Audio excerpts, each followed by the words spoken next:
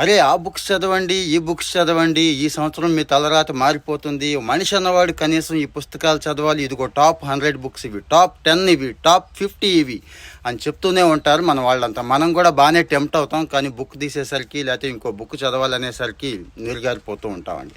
నేనైతే బుక్స్ అవి ఇవి చదవండి అని తర్వాత చెప్తాను, కానీ ముందు అసలు బుక్ చదివే విధానం తెలుసుకోవాలి అంటానండి. ఎందుకంటారా, ప్రపంచంలో ఎంతో గొప్ప విజ్ఞానం, గొప్ప నాలెడ్జ్, గొప్ప గొప్ప వాళ్ళు రాసిన పుస్తకాలు చదివితే మనం కూడా గొప్పగా అయిపోవాలి కదా, మరి ఎందుకు అవ్వట్లేదు? సో బిల్ గేట్స్ పుస్తకాలు చదివే విధానం తెలుసుకుందామా?